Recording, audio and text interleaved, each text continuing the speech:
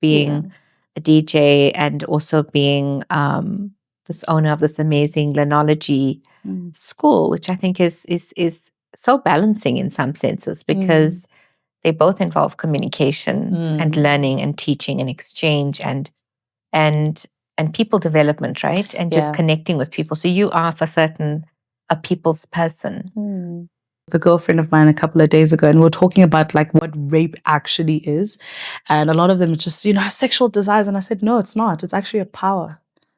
It's obtaining of power. Absolutely. We've given a lot of power to sex. We've given a lot of power to the physical ability of someone being able to hit you or hurt you, but it's actually just it's a power struggle. Most men who abuse women, it's the only time that they actually have real power. And human nature yearns for that. Human nature desires to have some sort of control.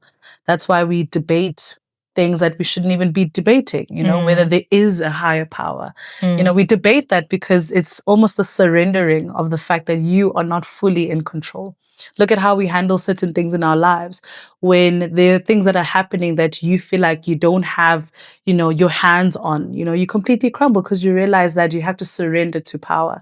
So I feel that the growth of gender-based violence where we are now has to do a lot with the media. I have to admit that we are not doing a good job in how we talk about gender-based violence, how we talk about violence holistically.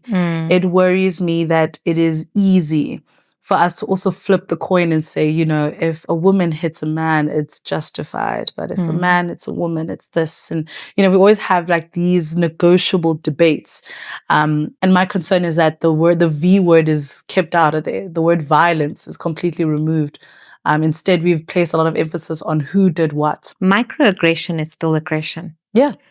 And in that dynamic, especially within a relationship context where, and I've been there and I know how passions can run and how intense emotions can become when we haven't learned how to understand our own emotions. It's to some extent a lack of emotional awareness and a little bit of emotional immaturity.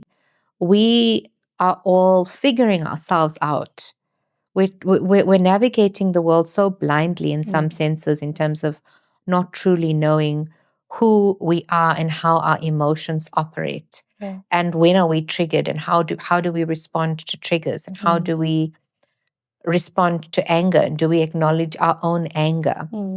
And so the ping-ponging of that energy between two people takes on so many different forms, and it's never to justify the physical abuser. There is a trigger energy going on, let's call it that, and then there is a response to that trigger which is triggered, right? So you have two triggered energies which will manifest into some kind of volcanic eruption. Yeah.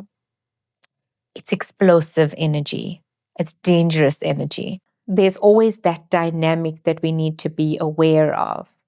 And why I say the best way that women in particular in this context, and I don't believe that men aren't subjected to abuse. They absolutely are.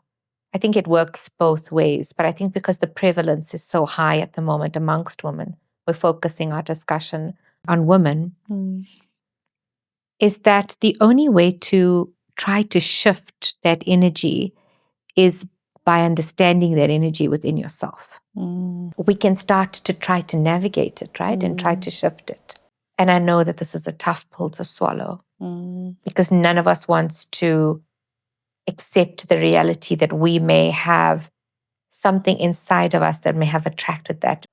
And it's not to say that you have that level of violence within you. So let's understand how we are manifesting that energy in our lives in the form of a person. And it's cyclical, because you will find that in a victim conscious state of energy, or you haven't healed certain things within yourself, or you've come from a childhood of abuse that hasn't been dealt with, you tend to attract the same partner or the same cycle or the same energy in different people over and over and over again. So your life is always projecting back something that you need to look at. If it's happening to you for the first time and you're young enough where this is playing itself out in a potentially dangerous dynamic with somebody who's being emotionally aggressive towards you, verbally aggressive towards you, and then physically aggressive towards you, first and foremost, recognize the signs.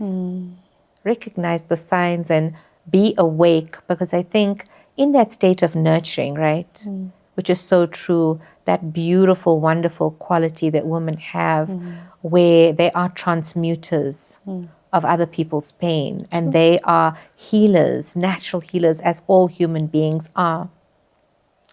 But profoundly coming from that womb energy and that womb space of wanting to heal and nurture and forgive, can also come a blind spot if that aspect of your divine feminine energy is out of balance. Because when it is unhealed, then it is seeking to overcompensate in the nurturing to a point that is not healthy for you or the other person you may be with, in the sense of you're blind.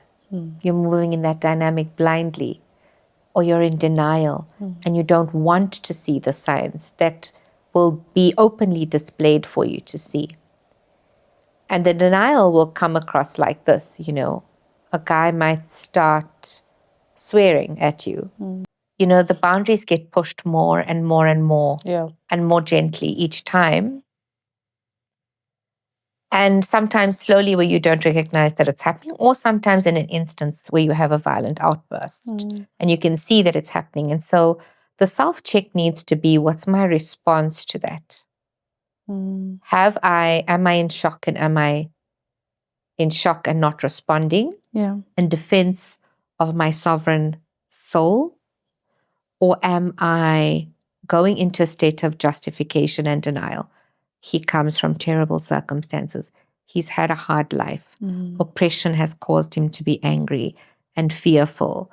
He's had so much of his own rights taken away from him. So much empathy to the point where there's not enough empathy for yourself. Negative energy in support of the dysfunction.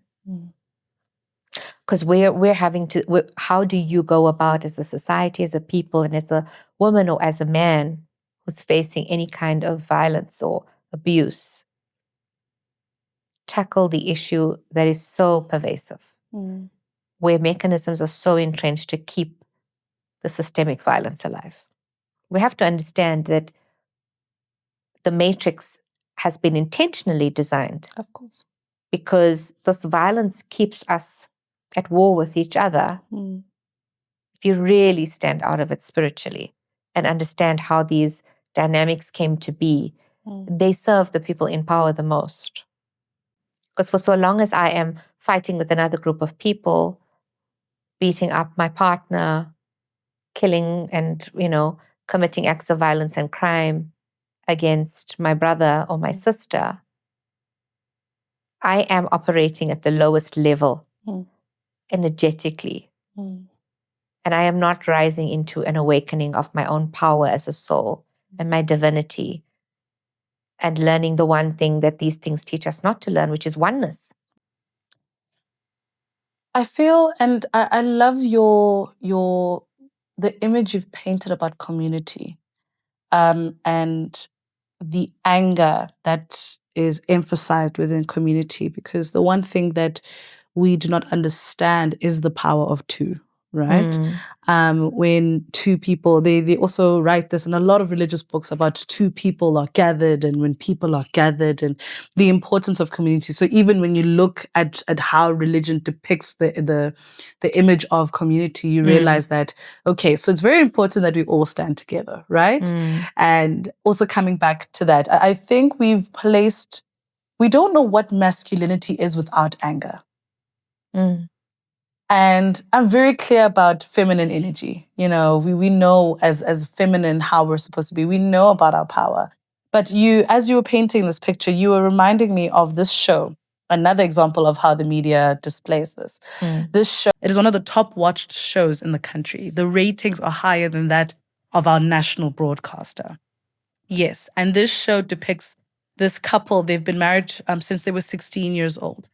And the husband, mind you, I want to add the age of the husband. The husband is now 22, 23.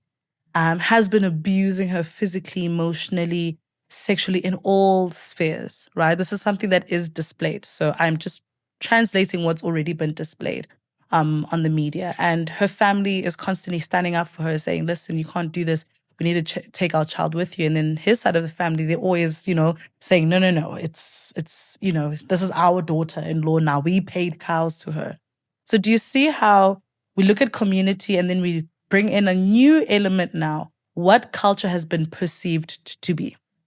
If we actually knew how culture, especially of people like color, like you and I, actually embody women, actually love women, how women are actually incredibly powerful, then you'd realize that, a lot of the patriarchal standards we have now is because of westernization. And I make the joke to say patriarchy in your language. Let's find the word patriarchy in your native language, whether it be Tamil, whether it be Zulu, it does not exist because it did not come from us. That's not something that we are meant to embody. We are a culture, especially people of color. We are a culture that is almost obsessed with feminine energy and how powerful feminine energy is. And we took that and domesticated it and said, you know what, you stay here, which ultimately affected the power dynamics. When we look at certain religious books, because I really want us to emphasize that, because one of the biggest communities that are the enablers of violence are religious communities. When you look at one of my favorite books of all time, the Bible, because I've taken time to really understand and read and really analyze what was being discussed. And it was talking about how Eve, the first woman ever made, was made from a rib, right? So you know what happened there is that people, especially the men, said, okay, she's made from my rib.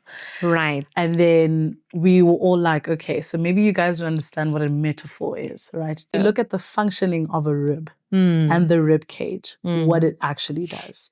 Then it spoke about the role of a woman, that a man is a leader of a house. But what does a woman do? So a woman creates, she influences. I can tell you now that on many occasions, they have spoken about the power of a woman.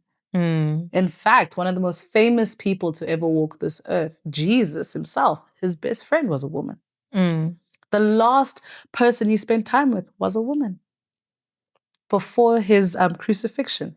And the thing is, when we receive stories like this, right, we only receive how the men were in power. We never receive stories about how the women were actually the prayer warriors in our nations. The women were actually in villages, African villages. The women were the traditional healers / witches that harnessed all their power.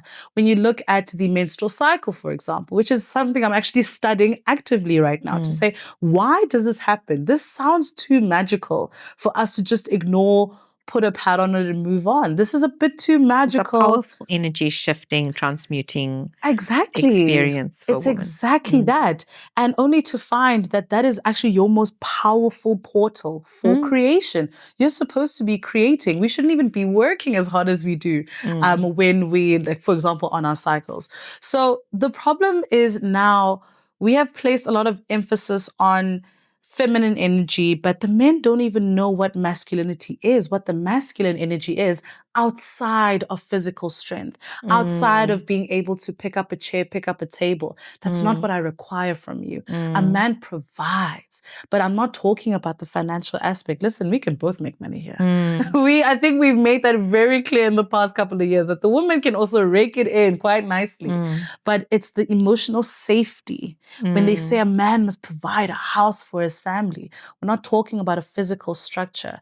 We need to belong within this beautiful home of safety. We know that when we come to you, you provide that safety. And this is something I say in my dating space. I will never be your peace. I will never be something you cannot cultivate for yourself. And the fact that that is expected from women is the reason why sometimes violence is where it is. Because the moment I'm not meeting my space of peace or my space of femininity, the violence comes in. It's one of the emotions that are almost too justified. And Yes. the lack of understanding of the spectrum of emotion is also another big problem. We place anger, we kind of rank it, right? We say it's anger, then sadness, then joy, and then happiness. And I'm like, you know that all the emotions exist on one spectrum. And the only thing that nature requires of us is the regulating of them. And sometimes we'll cross pollinate. Sometimes you can have a day where you're really happy, and also there's something going on behind the scenes. And same way, the sun could be right up there in the beautiful sky and it's pouring rain.